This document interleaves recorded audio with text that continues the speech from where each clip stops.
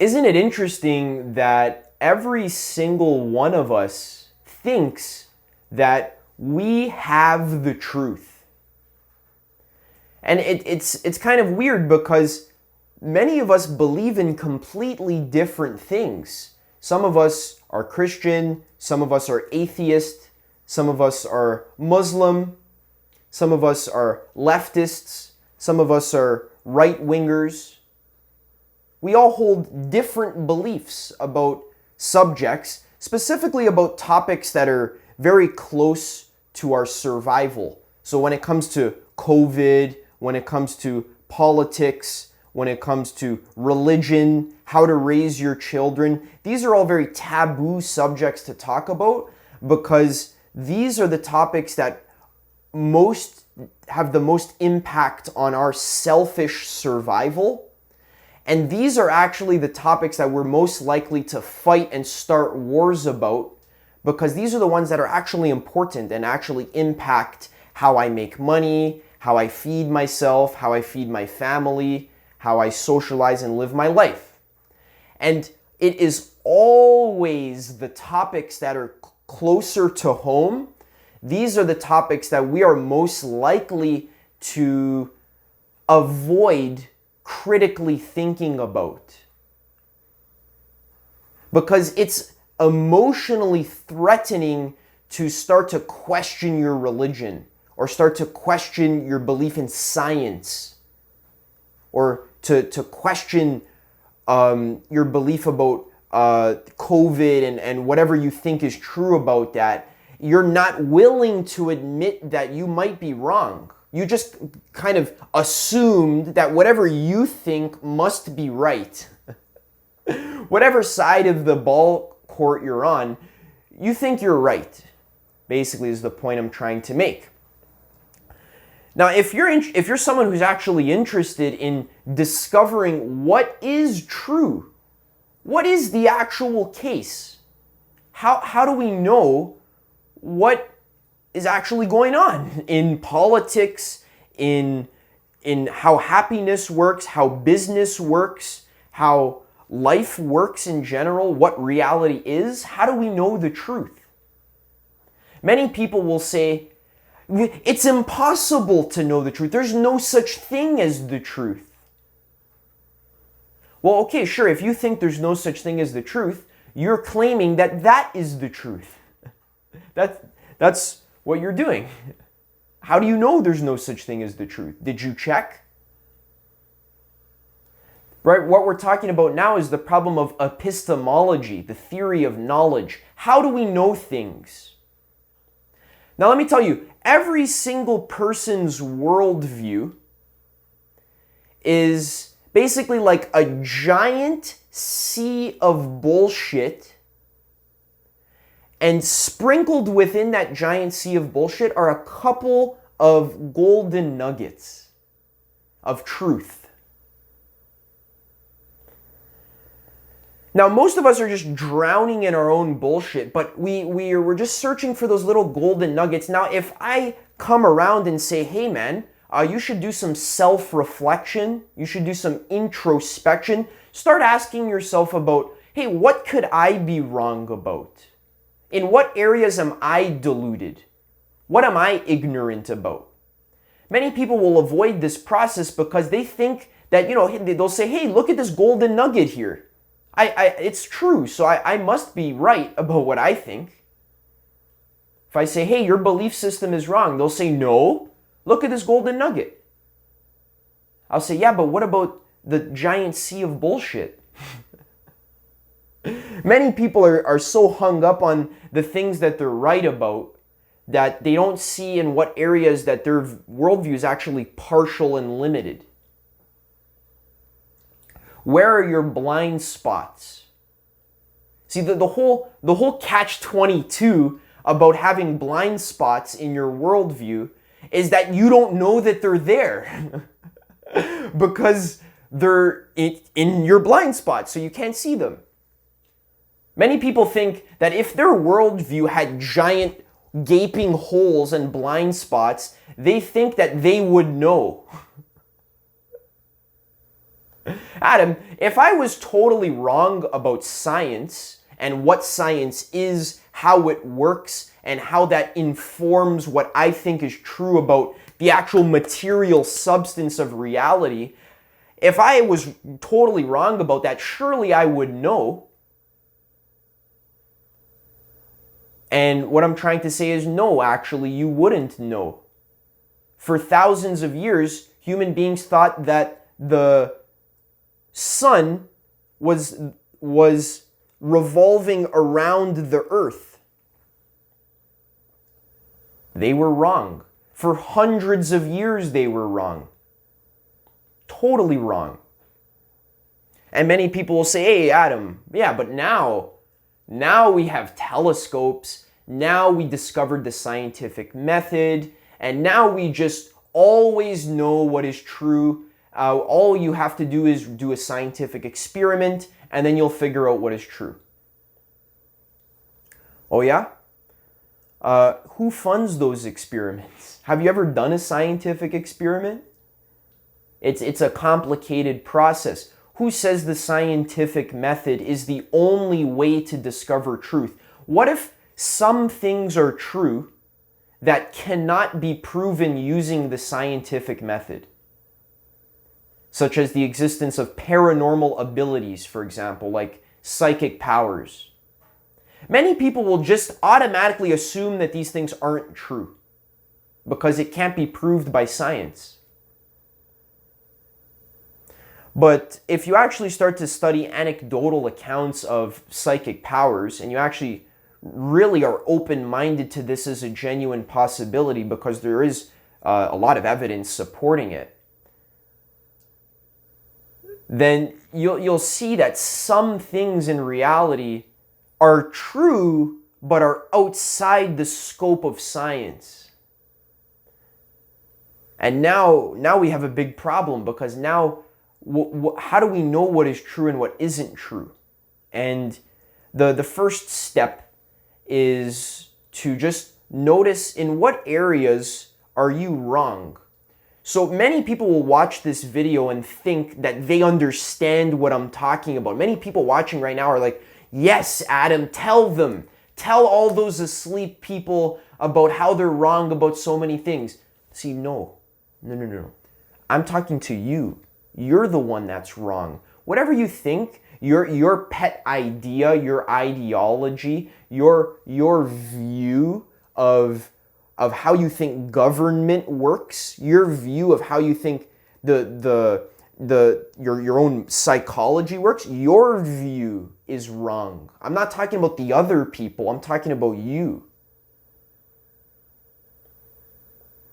And many people will say, okay, Adam, great, it's so awesome for you to sit up here and talk about how everyone else is wrong except you, right?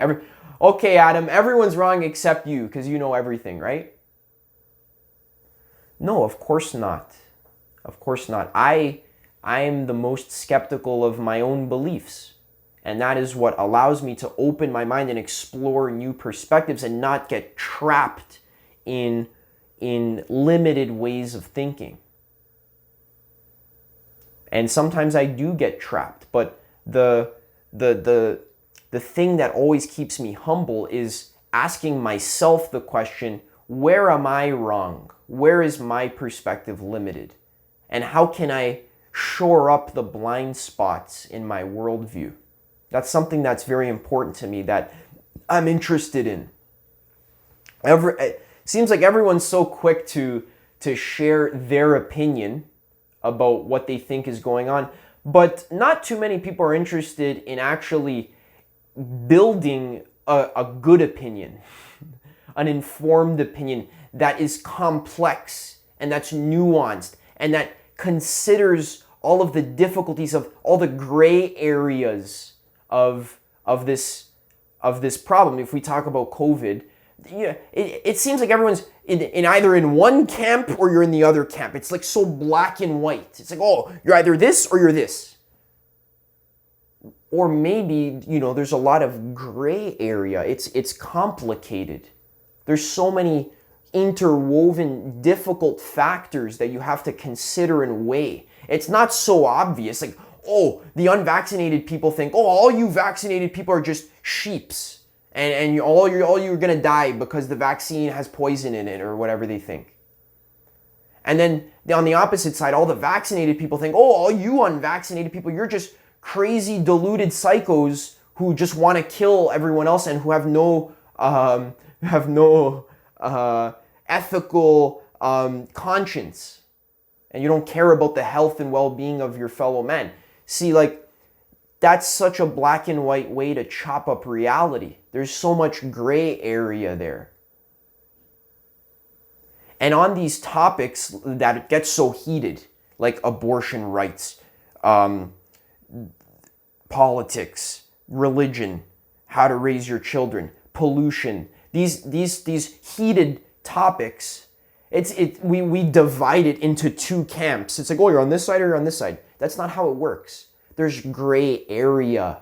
It's complicated. You got to get into the muck. You got to actually make fine distinctions of your own mind. So abortion, for example, just as an example, people say, oh, either you're pro-life or you're pro-choice.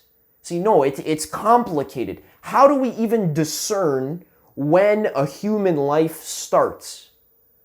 Is it right when the sperm cell fertilizes the egg? Is that when the human life starts? Okay, what if there was a sperm cell that was about to fertilize an egg, but right before it fertilized the egg, I killed it? Is that an abortion? Is that murder? What if the sperm cell just touched the egg for 1 second, but then I killed it? Is that an abortion? What if the sperm cell was fertilized the egg and then the zygote grew and grew for 1 week and then I terminated it? Is that murder? So see, the point I'm making here is, how do we draw these lines? Is using a condom murder? So what I'm trying to illustrate here is you can't just chop it up and say, oh, I'm pro-choice or oh, I'm pro-life.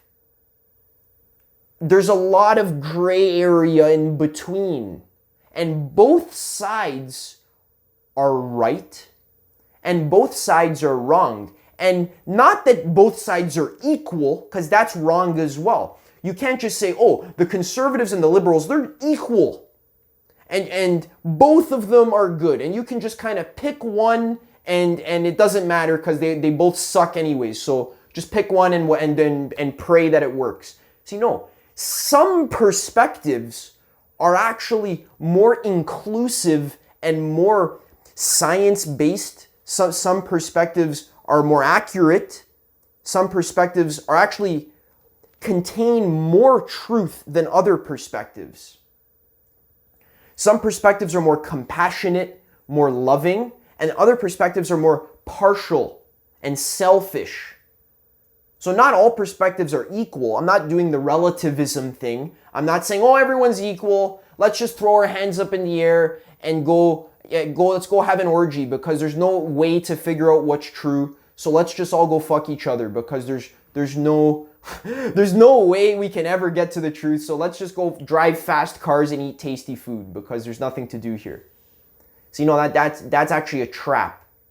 Some perspectives are actually more evolved than other perspectives. How do we determine and judge which perspectives are more useful for creating collective harmony?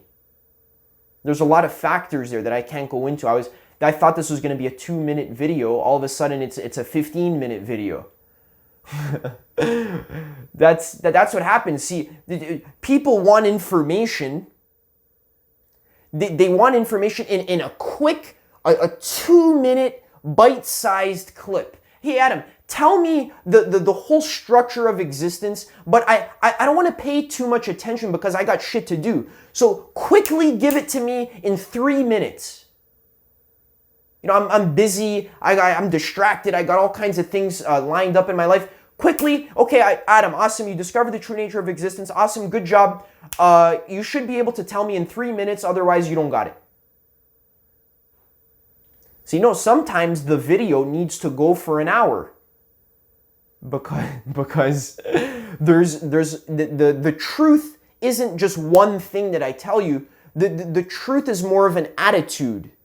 It's more of a way that I'm approaching situations. It's not about the actual content of what I tell you. It's more about how I tell it to you, how I think about the process of truth finding. It's not like you find the truth and then you just write it in a book and then we got it. It's more about what is truth and how does one go about finding perspectives that are more truthful than others. How do we determine which perspectives are full of shit and which perspectives are partially full of shit? I'll leave you with those to think about. If you kind of like this kind of talk, check out my YouTube channel. If you're on my YouTube channel, I decide to post this, then stay tuned because I got more videos on the way teaching you epistemology, the theory of knowledge. How do we discern which topics, which perspectives are useful, which perspectives are true? All perspectives, let me just tell you, all perspectives are partially true, but some of them are actually more inclusive and more compassionate and more evolved than others. So what metrics can we use to discern which perspectives are better? And then how can we create a meta map of how reality works, basically? And that requires a lot of hard work, study, and contemplation.